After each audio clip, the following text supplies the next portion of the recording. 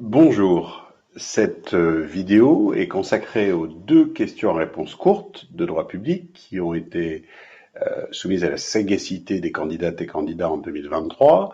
Deux questions prévisibles, très belles, qui étaient tout à fait en prise avec l'actualité l'une et l'autre. La première, le droit d'amendement, qui avait été vu et revu, y compris dans le cadre de ce qu'on appelle le parlementarisme rationalisé. La seconde, sur la dignité de la personne humaine. Il était évident, et ça on y avait insisté aussi, que cette dignité de la personne humaine, c'est une notion qui peut tout à fait donner aussi bien en connaissance et compréhension du monde contemporain qu'en droit civil, en droit pénal, ou ici, sous l'angle du droit public, étant précisé que même dans une université publique, on va le voir, on pouvait enrichir son propos de références au droit pénal ou bien encore au droit civil. Alors, bien sûr, il y aura un corrigé, rédigé par les publicistes de notre prépa qui sera mis en ligne lors de la publication des résultats d'admissibilité, mais d'ores et déjà, commençons par le droit d'amendement. Bon, très beau sujet, quand je dis en prise avec l'actualité, quand on voit les 13 000, comment dirais-je, amendements qui ont été déposés par le seul groupe LFI, parmi les 20 000 amendements déposés dans le cadre de l'examen de la loi sur la réforme des retraites. Bon, on peut très bien considérer que ce sujet était prévisible. Alors, le droit d'amendement, je vous le rappelle, c'est l'article 44 de la Constitution du 4 octobre 1958 qui confie ce droit d'amendement, qui est une sorte de variante, de corollaire de l'initiative législative, pour le dire comme le Conseil constitutionnel. Ce droit d'amendement, il est confié non seulement aux parlementaires, mais également aux membres du gouvernement, ce qui est d'ailleurs assez nouveau par rapport à ce qui existait sous la troisième ou la quatrième, puisque sous la troisième ou la quatrième, les membres du gouvernement ne bénéficiaient pas de ce droit d'amendement. Alors, idéalement, dans un monde parfait, le droit d'amendement, il est là pour assurer une fluidité du débat parlementaire, une très bonne qualité en principe et une discussion constructive, efficace, pour que qu'il s'agisse d'une proposition de loi, c'est-à-dire qui émane du Parlement, ou d'un projet de la part du gouvernement, eh bien, il soit le plus éclairé possible, que tout ait été vu, qu'il y ait débat, je le répète, aussi bien fluide que constructif.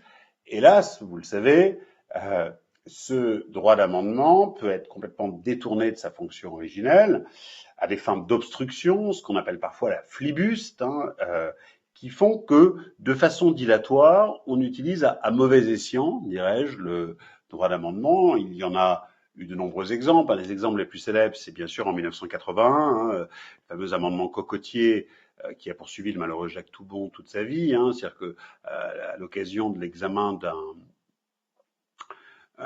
c'était sur le fondement de l'article 38 qu'on avait habilité le gouvernement à statuer sur diverses mesures d'ordre social. Il avait proposé un amendement sur le fait de planter les cocotiers dans toutes les communes, je me souviens plus très bien, et d'imposer ensuite à tous les majeurs de monter en haut du cocotier. Bon, bref, un amendement complètement grotesque, absurde. En général, toutes les étudiantes ou étudiants s'en souvenaient bien, parce que Patrick Fresset me dit que ça a marqué les esprits. Donc ça, c'était l'hypothèse de 81, l'amendement absurde, ou bien plus spectaculaire peut-être encore, moins absurde mais plus spectaculaire, les 140 000 amendements qui, en 2006, avaient été présentés au moment de la discussion de la fusion entre Suez et Gaz de France. Bon, on voit bien qu'il y a un risque d'obstruction. C'est pour ça que le Conseil constitutionnel, le 23 janvier 1987, était monté au créneau pour dire ça suffit, sachant que sinon le parcours, et ça on l'a vu là encore au moment de l'examen de la loi sur les retraites, le scénario c'est ça obstrue, comme ça obstrue, l'opposition finalement finit par bloquer l'examen du texte, c'est un peu le défaut du fait majoritaire qui joue à plein. Ensuite on saisit le Conseil constitutionnel et ensuite on en vient à recourir au fameux 49.3 qu'il n'est plus besoin de présenter. Quoi qu'il en soit, le 23 janvier 87, le Conseil constitutionnel s'était ému justement de ce recours inapproprié au droit d'amendement, de ce détournement du droit d'amendement. De là, la réforme constitutionnelle du 23 juillet 2008 qui avait cherché à rationaliser, si je puis dire, l'usage de ce droit d'amendement pour permettre une meilleure qualité des débats. ce qu'a donné à voir le Parlement s'agissant de la réforme des retraites sont des excès encore possibles. Dit autrement, par-delà la réforme issue de la loi du 23 juillet 2008, il y a encore des usages tout à fait contestables de cette flibuste, de ce droit d'amendement détourné de sa fonction originelle. Donc voilà quelques éléments. Je pense que toutes et tous vous avez perçu justement ces enjeux.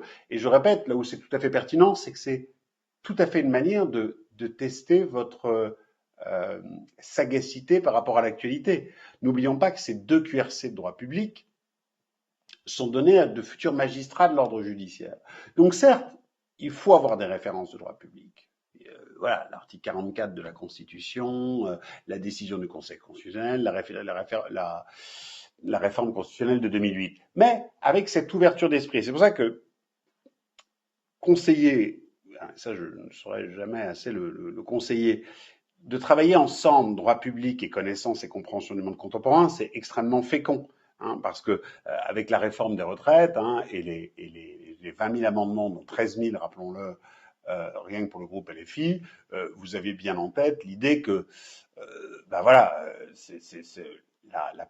possible obstruction demeure hélas tout à fait d'actualité et que la fluidité n'est pas au rendez-vous.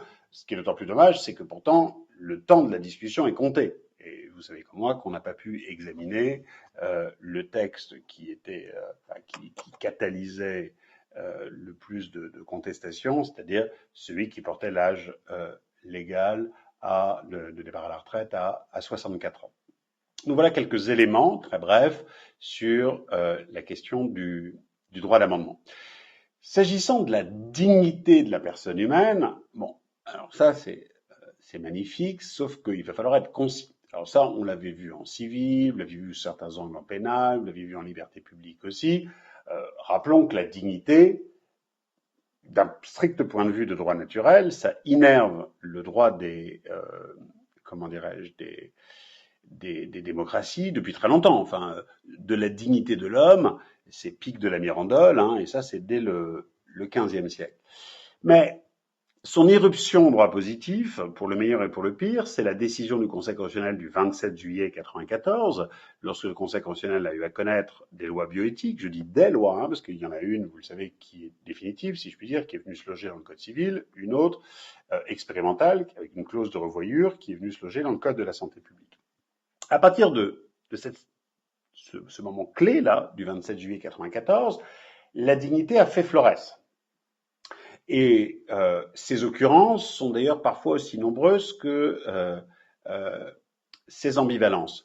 Je m'explique. Le Conseil constitutionnel a ensuite poursuivi sur sa voie. Vous savez que le 17 janvier 1995, il s'était fondé sur la dignité pour considérer que le droit à un logement social décent, c'était un objectif à valeur constitutionnelle. Le Conseil d'État, pour sa part, en 1995 également, s'en est emparé.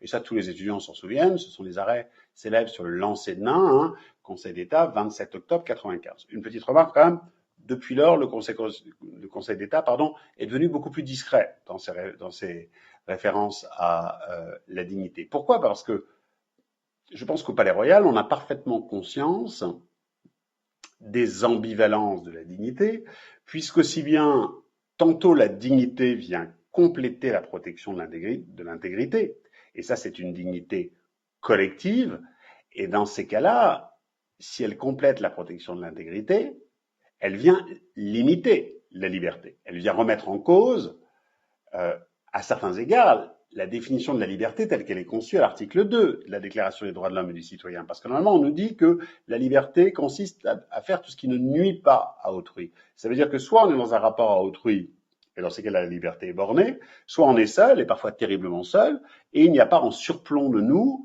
un droit naturel, classique ou moderne. Avec la dignité collective, on réintroduit cette contrainte, même dans une prise de décision solitaire. Quand on dit au nain, non, tu ne seras pas catapulté, ou quand l'avocat général Sainte-Rose, dans l'affaire Perruche, dit à la mère, vous qui prétendez que vous auriez avorté, vous n'étiez pas seul dans cette prise de décision, c'est une dignité collective. Et une dignité collective qui, je le répète, limite la liberté pour mieux compléter la protection de l'intégrité. Si en revanche on dit dignité individuelle, Alors là, c'est tout le contraire. Voilà, c'est tout le contraire. La dignité individuelle, cette fois-ci, c'est un synonyme de la liberté. Ça exalte la liberté pour mieux légitimer des atteintes à l'intégrité. Quand on dit association pour le droit de mourir dans la dignité, c'est je choisis ma mort comme j'ai choisi ma vie.